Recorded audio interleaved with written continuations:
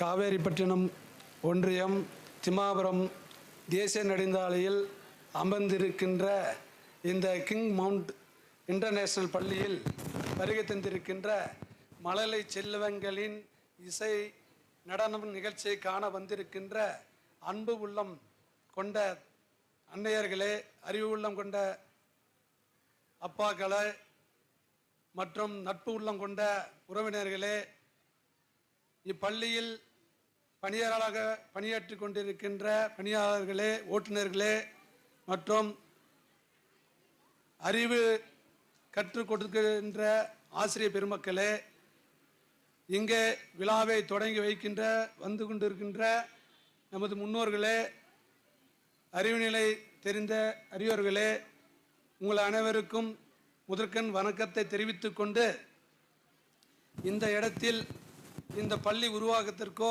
இந்த கட்டிடம் உருவாக்கத்திற்கோ எனக்கு உறுதுணையாக இருந்து இது அளித்த அவர்களை என் மனமாற நன்றி தெரிவித்துக் கொள்கிறேன். வடிவேல் நயினார் அவருடைய குடும்பத்தாரும் ராமகிருஷ்ண நயினார் அவருடைய குடும்பத்தாருக்கும் என் சார்பாகவும் இந்த பள்ளியின் சார்பாகவும் அவர்களுக்கு நன்றியை தெரிவித்துக் கொண்டு, நாம் பெற்றோருடன் ஒரு அன்பான வேண்டுகோள் நான் வைக்கிறேன். தன் குழந்தை எந்த பள்ளியில் படிப்பது என்பது முக்கியம் இல்லை, எந்த அறிவை நாம் கற்றுக் கொடுக்கிறோம் என்பது முக்கியம் இல்லை. முதல்ல பேசிக்கான ஒழுக்கத்தை நாம் கடைபிடிக்க வேண்டும். அந்த ஒழுக்கம் எந்த பள்ளியில் இருக்கிறதோ அந்த ஒழுக்கம் தன் குழந்தையிடம் வந்தால் அதன் பின் அந்த குழந்தையிடம் நல்ல அன்பான செயல்பாடு வரும். நாம் நினைக்கிறோம் நம்ம போடுற ஆடைகள் தூய்மையாக இருக்கணும், நம்ம உண்ணுகின்ற உணவு தூய்மையாக இருக்கணும்னு நினைக்கிறோம். எல்லாத்திலும் தூய்மை எதிர்பார்க்கும்போது ஒழுக்கத்தை நாம் கடைபிடிக்கிறதுக்கு எதிர்பார்க்கறதில்லை. எவ்வளோ படிக்கிறோம், எந்த பள்ளியில் படிக்கிறோம், அதை பற்றி தான் சிந்திக்கிறோம். ஒரு பள்ளி குழந்தையினுடைய ஒழுக்கத்தை நாம் கடைபிடிக்கணும். ஏன்னா வள்ளுவன் தன்னை தந்து உலகுக்கு தந்து வான்புகழ் தந்த தமிழ்நாட்டில் நாம் பிறந்து வளர்ந்து இருக்கிறோம்.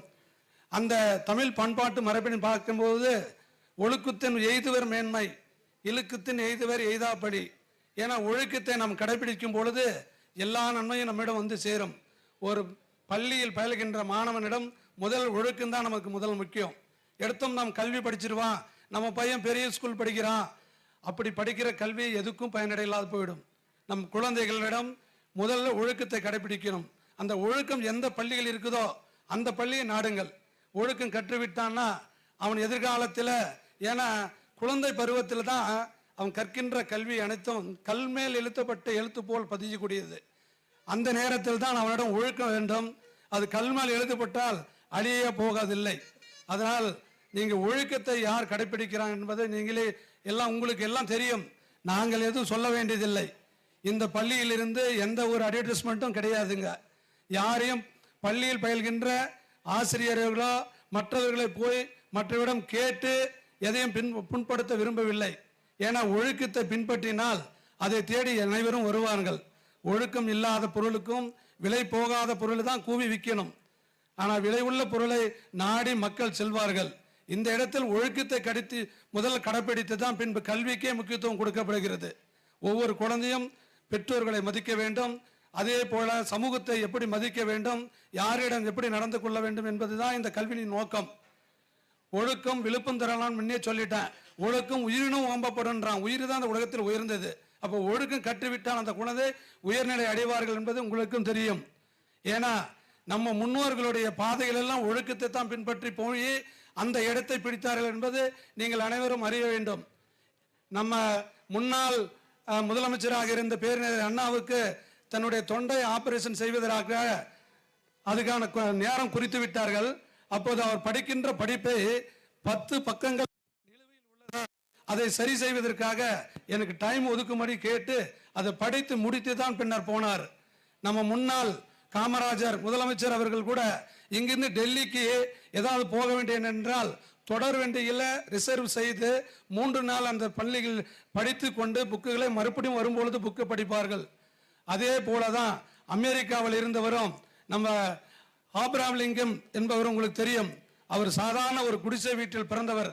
தன் புக்குகளை வாங்கி படித்து படித்து மேல்நிலை பெற்று அந்த அமெரிக்காவின் உயர் பதவியான அதிபர் பதவியை அனுபவித்து உலகில் பெரிய அறிவு நிலையை அடைந்தார் என்பது எல்லாருக்கும் தெரியும். ஒவ்வொரு மனிதன் நம்ம பாரதியார் அவர் வறுமையில் வாடிக்கொண்டு ஆங்கிலேயர் ஆட்சி அடக்குமுறையில பாண்டிச்சேரியில் குடியிருந்த பொழுது அவரை 100 ரூபாய் எடுத்துக்கொண்டு வீட்டுக்கு தேவையான பொருள் வாங்குவதற்கு போயிருக்கும் பொழுது அந்த வீட்டுக்கு தேவையான பொருள் வாங்காமல் அந்த புக்ஸுகளை 100 ரூபாய்க்கு வாங்கி கொண்டு வண்டியில் ஏற்றி கொண்டு வந்தார். ஆனால் 2 நாள் ஆகியது அவங்க வீட்டில் யாரும் உண்டு. ஆனால் இருந்தாலும் படிப்பதற்கு முக்கியத்துவம் கொடுத்தாங்கட்டி தான் பாட்டுக்கு ஒரு தலைவன் பாரதியார் என்று பெயரை பெற்றார். பகவத்சிங் நாளை தூக்கில் இடப்படுகிறது, அவனுக்கு குறித்த டைம் 3 மணி நேரம் கொடுத்தால் போதும் எனக்குன்னு சொல்லிட்டு படித்து விட்டு தூக்கில் இடப்பட்டார். ஏன்னா உயர்நிலை அடைந்தவர்கள் எல்லாம் ஒழுக்க பாதையை கடைபிடித்து கல்விக்கு முக்கியத்துவம் கொடுத்து தான் வளர்ந்தார்கள் என்பதை நான் இந்த நிலையில் தெரிவித்துக் கொள்கிறேன். ஏனென்றால் கல்வி அவ்வளவு பெரிய உயர்நிலை அடையக்கூடிய செல்வம், அது பேசிக்கில் நம்ம கடைபிடிக்க வேண்டும். நீங்கள் ஒவ்வொருவரும் இப்போ எல்லாருக்கும் எல்லா டெக்னாலஜிஸும் இருக்குது. ஆனால் இருப்பினும் பண்பாடை நம்ம மறந்துடக்கூடாது. தமிழ் பண்பாடை என்னைக்கும் கடைபிடித்தல் வேண்டும். ஏன்னா தமிழ் கல்ச்சரத்தை என்ன சொல்லுகிறது என்பதை நாம் கடைபிடித்து நம்ம பிள்ளைங்களிடமும் சொல்லி தந்து அவர்களை மேன்முறையை அடைந்து அவங்க மேற்கல்வி படைக்க வேண்டும் என்பது நமது நோக்கம்தான். இருந்தாலும் பேசிக் என்பது கல்வி கண்டிப்பாக ஒழுக்கம் தேவைப்படுகிறது. இதுக்கெல்லாம் அட்மாஸ்பியரான பிரபஞ்சம் நமக்கு சப்போர்ட் பண்ணணும். அந்த பிரபஞ்சம் என்பது என்ன? இந்த அட்மாஸ்பியர் தான். இந்த அட்மாஸ்பியர் சப்போர்ட் பண்ணால்தான் நம்மளுடைய தாட்ஸ் சிந்தனைகள் உருவாகும். நல்ல சிந்தனைகள், அதாவது good people give for happiness. நல்ல மனிதனிடம் நாம் சேர்ந்தால் நல்ல ஒழுக்கத்தை கண்டிப்பாக கிடைக்கும். நாம் ஒரு விதை சரியான இடத்தில் போட்டால் தான் சரியாக முளைந்து அது பலன் கொடுக்கும். அதே முளைஞ்சிராது. அதுக்கான மண் வளம், அதுக்கான நீர் வளம், அதுக்கான ஆரோக்கியமான காற்று, தட்பவெப்பமான சூரிய ஒளிகள் இவைகள்லாம் இருந்தால்தான் அந்த பயிர் சிறப்பாக வளரும் என்பதை நீங்கள் அனைவரும் அறிவீர்கள். அதனால் பள்ளி என்பது எல்லாரும் பள்ளி நடத்துறாங்க, இல்லைன்னு சொல்ல விரும்பலை. ஆனால் பிபின் அப்ரஹாம் என்பவர் பல இடையூறுகள் பள்ளியின் சார்பாகவும் அதிகார மூலமாகவும் பல இன்னல்களை சதித்து தாளாளராக போராடி நடத்தி கொண்டிருக்கிறார். அதற்கு உறுதுணையாக இருந்து நீங்கள் ஆதரவு கொடுக்கிறேன் என்பதற்கு நான் மிக உங்களிடம் நன்றி கடமைப்பட்டிருக்கிறேன். ஏன்னா நான் ஸ்டேட் விட்டு ஸ்டேட் உறவினரை கடந்து நண்பர்களை கடந்து இங்கே தனியாக நின்று தான் கற்ற செல்வத்தையும் தான் பற்ற பள்ளியும் கல்வியும் மற்றவர்களுக்கு உறுப்பவர் வள்ளல். அந்த வள்ளல் பெருமையை இவரிடம் எடுத்து கொடுக்கின்றார்.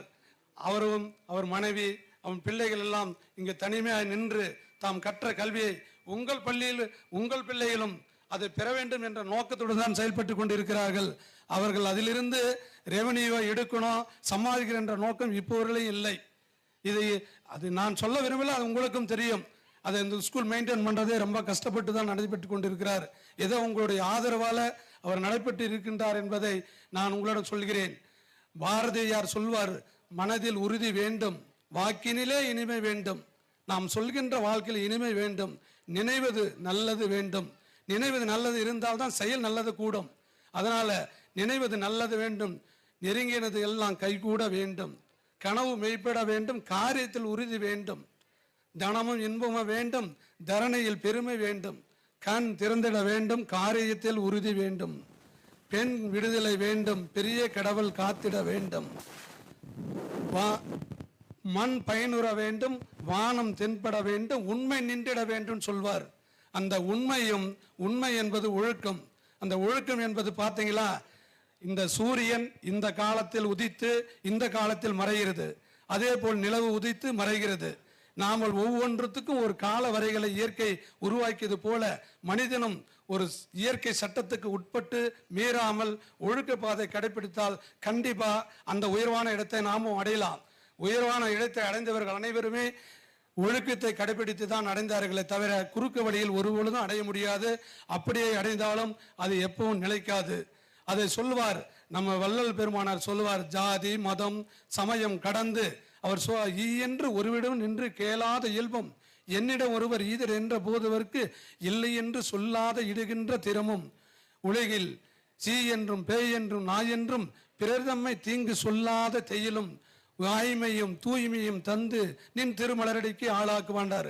அந்த வாய்மையும் தூய்மையும் தர வேண்டும். ஒழுக்கம் என்றாலே வாய்மை தூய்மை மெய்மை கலந்திட வேண்டும். மெய்மை என்பதும் வாய்மை என்பதும் ஒரு மனிதனிடம் உண்டு. கண்டிப்பா எல்லாரும் நீங்க எதிர்பார்க்கலாம், இல்லை விடுப்பா, இவன் சொல்றான் அவன் சொல்றான், இந்த வழியில் போய் எந்த வழியில் போனாலும் அது சறுக்கு தான் ஏற்படும். உண்மையான வழி ஒழுக்கம் ஒன்றுதான் ஒரு மனிதனை மேல்நிலைக்கு கொண்டு போகும்.